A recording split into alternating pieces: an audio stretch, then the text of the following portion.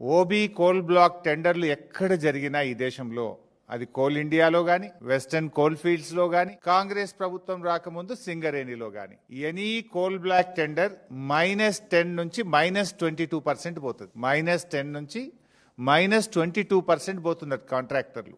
సింగరేణిలో కూడా ఈ కాంగ్రెస్ ప్రభుత్వం రాకముందు గత బీఆర్ఎస్ హయాంలో -7, -8, -10, -20 పోతుండే. ఇప్పుడు కూడా ఈ దేశంలో వెస్టర్న్ కోల్ ఫీల్డ్స్ గాని, కోల్ ఇండియాలో గాని ఎనీ ఓబీ టెండర్ -10 to -22 ఉంటుంది. కానీ మన రాష్ట్రంలో రేవంత్ రెడ్డి గారి ప్రభుత్వం వచ్చిన తర్వాత ఈ సైట్ విజిట్ సర్టిఫికెట్ అనే కొత్త విధానం తెచ్చిన తర్వాత అన్ని టెండర్లు కూడా +7 నుంచి +10% పోతా ఉన్నాయి. అయితే నిన్న బట్టి గారు కేవలం 9E బ్లాక్ మాత్రమే సైట్ విజిట్ సర్టిఫికెట్ ఉంది గనక ఆ టెండర్ రద్దు చేస్తామన్నారు. మరి వీటి సంగతి ఏంది? ఇవాళ ఈ సైట్ విజిట్ సర్టిఫికెట్ వెనుక ఉన్న కుట్ర ఏంటంటే, అదర్వైజ్ ఆన్లైన్ టెండర్లు ఉంటే ఏమైతుంది, దేశంలో ఏ రాష్ట్రం నుంచి అయినా ఎవరైనా అనుభవం ఉన్న కాంట్రాక్టర్లు ఆన్లైన్ లో డైరెక్ట్ గా టెండర్ వేయొచ్చు. సైట్ విజిట్ సర్టిఫికెట్ అంటే కాంట్రాక్టర్ సైట్ కు పోయి చూసి సింగరేణి నుంచి సైట్ మేము విజిట్ చేసినామనే సర్టిఫికెట్ తీసుకోవాలి.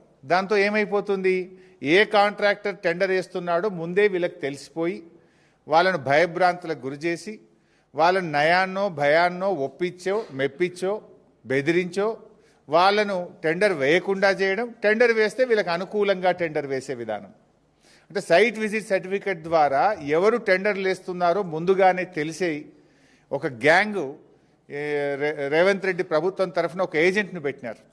ఆ ఏజెంటు ఎవరు టెండర్ వేస్తున్నారో తెలిసి మొత్తం రింగు చేసి +7, +10%కు టెండర్లు వేస్తున్నారు.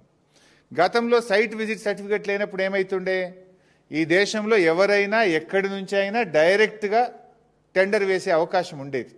ఇప్పుడు ఆ అవకాశం లేకుండా చేసి ముందుగానే ఎవరు టెండర్ వేస్తున్నారో తెలుసుకొని నయాన్నో భయాన్నో బెదిరించో ఒప్పించో మెప్పించో వాళ్ళని టెండర్ వేయకుండా చేసి తమ అనుయాయులకు ఈ టెండర్లు కట్టబెడతా ఉన్నారు.